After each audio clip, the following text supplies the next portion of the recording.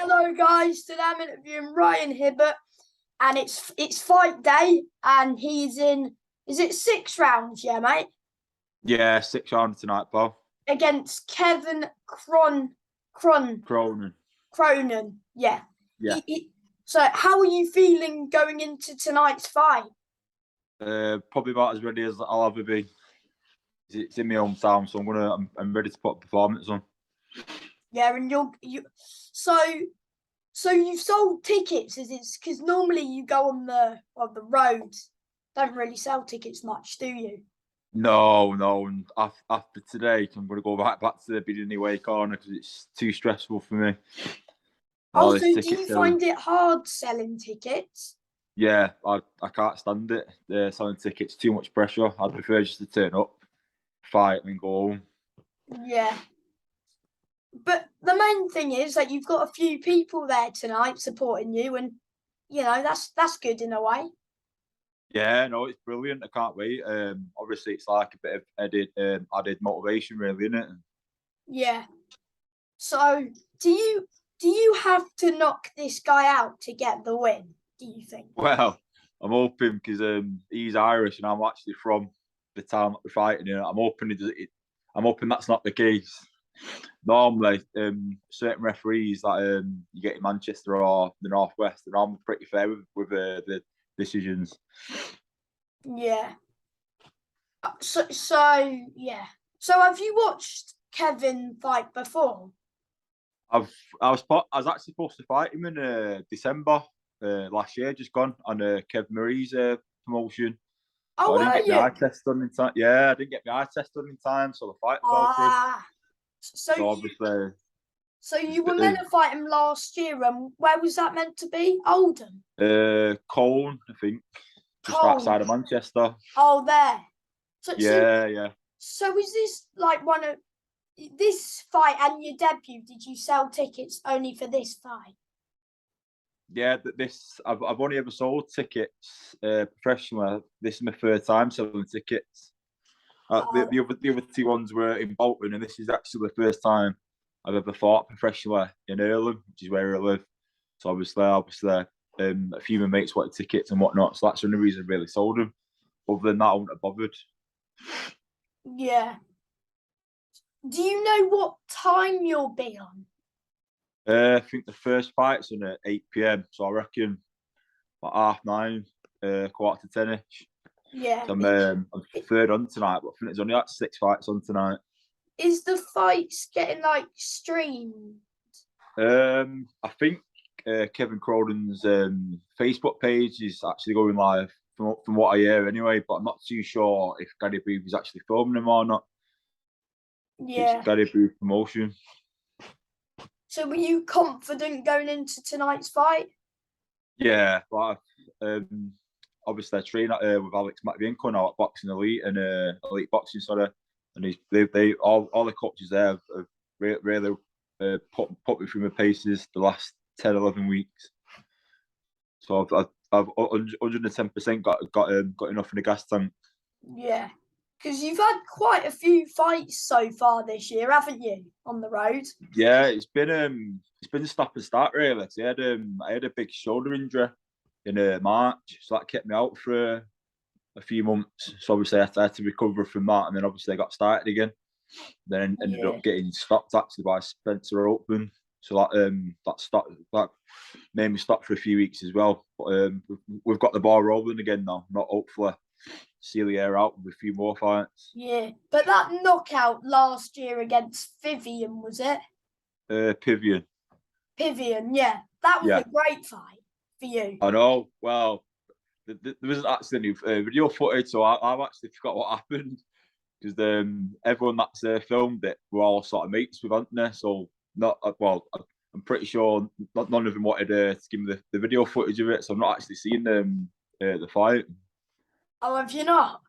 No. Obviously, I've been trying to get my hands in the footage, but obviously all the footage has gone disappearing. Did they not film? Did the promotion not film like the fight? Yeah. We had an actual film crew there filming like highlights of the whole event, but apparently that footage of me knocking him out, got lost. So I wonder why. Probably because he was the home fighter. That's what I mean. I'm pretty sure if it was the other way around and he hit me in the first round, I pretty much guarantee that video footage would have been everywhere. Oh yeah, it would have, wouldn't it? Yeah, but obviously, with us being the away fighter, obviously people don't like to see us win, do they? No. Well, I support the. Oh, you still there? Oh, there you go, brother. Yeah. I go to some shows to support the away fighters sometimes because I interview quite a few the people who go on the road quite a bit. Yeah, well, obviously, people like yourselves who actually understand boxing, they can sort of appreciate what we have to go through and what we put up with week in, week out. But obviously, like all the people who don't really know what professional boxing is, they see our records and they see us trying to get through the fights and basically label us as not being worthy to be in the professional ring. Basically, obviously, with being an away fighter, there's like a certain type. There's a certain style of losing. You got to lose in fashion, basically. You got to lose, but make it look good. And you've got to try and give them the rounds because if you get stopped, that means you can't fight for a few months. Yeah, 28 days, I think. Yeah, exactly. So obviously you got to lose, but you got to lose your style and make it all the way to the final bell. Is it true? If the away fighters get the win, then it's really hard for them to get like a fight the week after. Yeah. Obviously, do you know Poochie? Yeah, Poochie. Yeah, he got a big win, didn't he? And then he got a draw, but he got robbed. Yeah, exactly. But that knockout win that he got, I think he got 3 fights cancelled straight after it because all the prospects basically seeing what happened in that fight and seeing him win by knockout and didn't want no part of it. It was brutal. Yeah, it was a brutal knockout. But you haven't got any lined up after this, but I see one in December. It looks like. Well, I'm actually fighting the 8th of October in Doncaster on a VIP show. I'm actually fighting Roman Fury. How are you? Yeah. I was supposed to fight him in when was it now? The 10th of September. But obviously with the Queen passing away and whatnot, all sports got cancelled that weekend. Yeah. So obviously that fight fell through, but it's been rescheduled to the 8th of October now. Is he related to Tyson Fury? Yeah, it's Tyson Fury's younger brother. Oh, is he?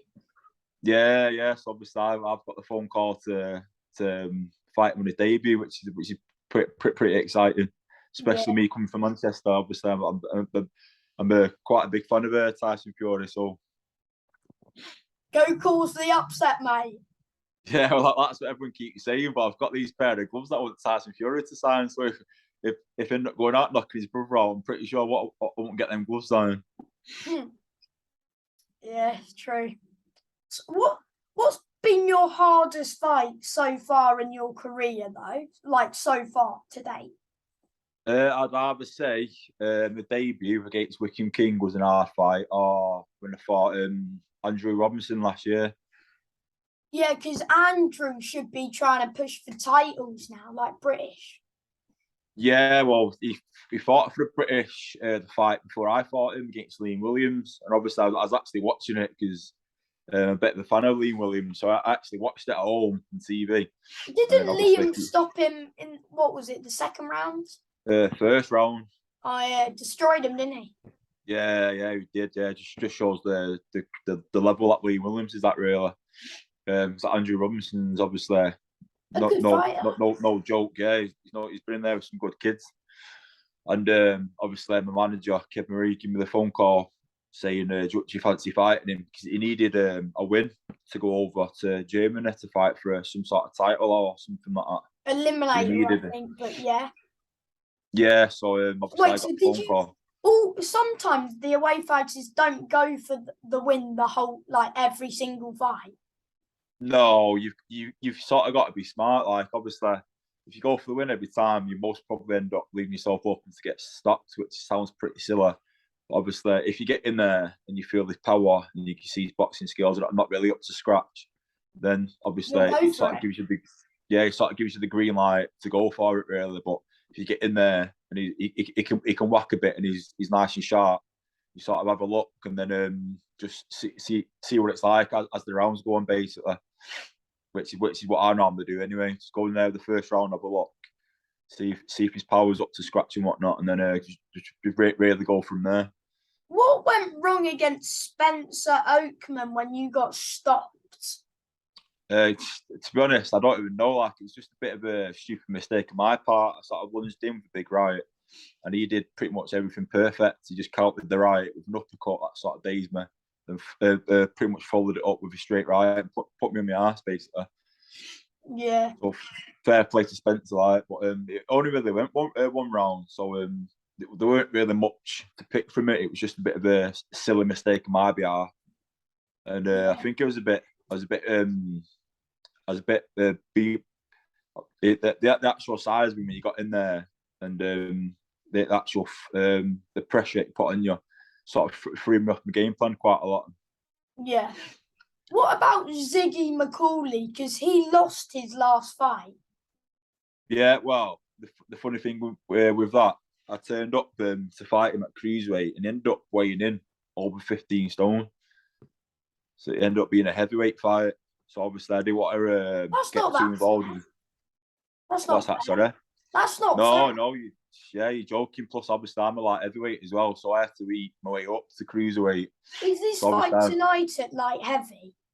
Yeah, this is light heavyweight, this one. And so basically, I didn't really want to get tied up with him being that much heavier than me. But obviously, watching the fight back now, I sort of wish he went for a bit more because he weren't really that good with a boxer, to be honest. Yes. What? So he wasn't like a tough. Was he not one of your toughest fights? No. Ziggy McCall, no. So that's one of the easiest ones. Like he couldn't really punch. His boxing weren't really up to scratch. He was just a big guy. I didn't really want to make any stupid mistakes getting caught up with a big guy, really. Would you rematch Vivian if he wants it? He don't want that. I tell you no. I'll do that in a heartbeat, but I know for a fact he wouldn't. What? Because you beat him in the first round, was it? Yeah, but it's one of them. Obviously, I like and I've got like respect for him. He's a really nice guy, but when it comes down to it, I think he knows I've got his number. Yeah, you were the taller fight. You're both pretty tall. Yeah, obviously, I would say I'm the more naturally bigger one than him. Like he's more of a super middleweight, really. Obviously, he's getting on a bit. What was he doing up at light heavy? I think his last all of his fights have been at light heavyweight, but as far as like how big he is, I think he could make super middle. Yeah, because in his last fight he fought Ben Thomas, and Ben's normally a light heavy. Yeah, he's quite a big boy as well, Ben. He's a decent boxer as well, so fair play to him for getting the win in that one, Mike. But it's one of them. I'll be very confident going into that rematch. Yeah, you should do as well. Well, it's one of them. Like I'd love it. I'd love it over 6 rounds as well. Maybe somewhere in Manchester, like a local derby or something like that. When you fight Roman, how many rounds is it? It's only 4, that one. It's his debut. Oh yeah, no, because I only asked that because like some debutants do 6 sometimes. Yeah. I think this is his actual first fight. He's had no amateur or white collar experience. Obviously, he's somehow got his professional license. So this is his first ever fight. So I think he's planning on taking it easy and just trying to build himself into it, basically.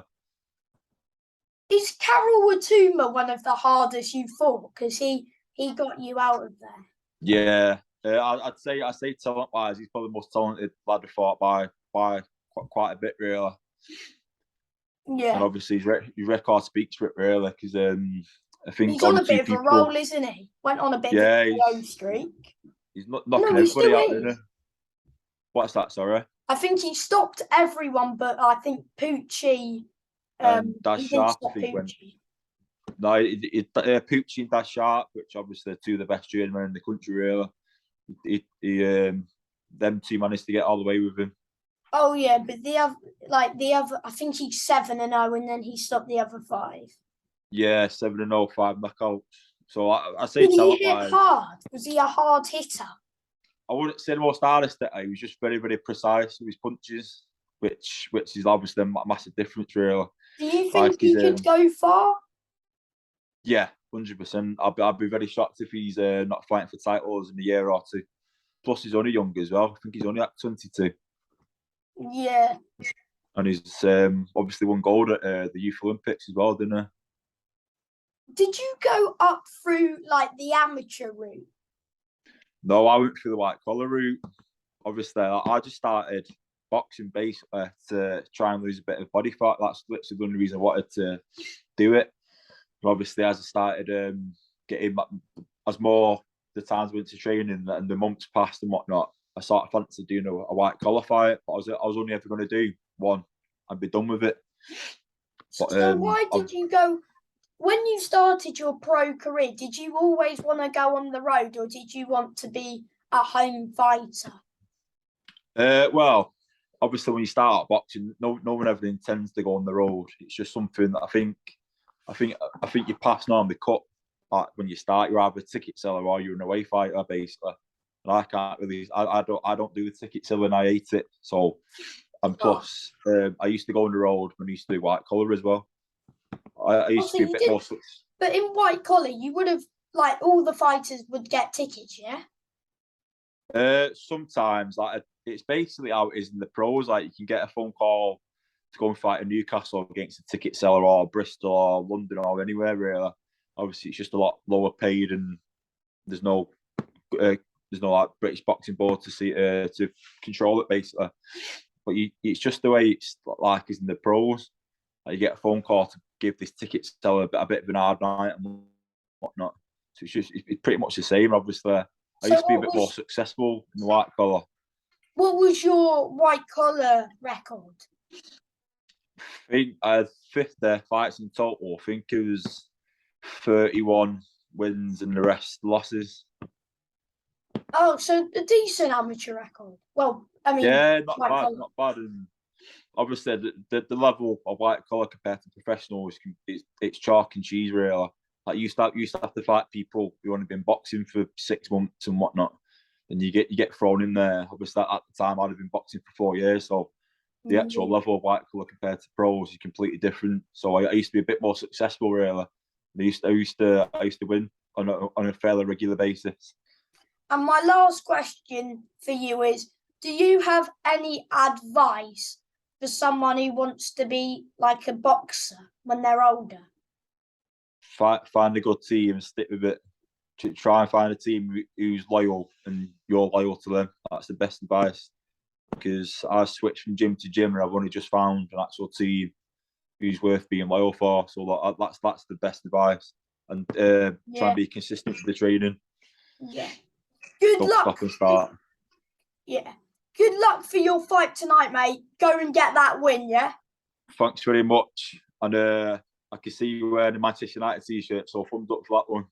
Cheers, mate. Bye. No worries, buddy. Thank you. Good luck. See you later, pal.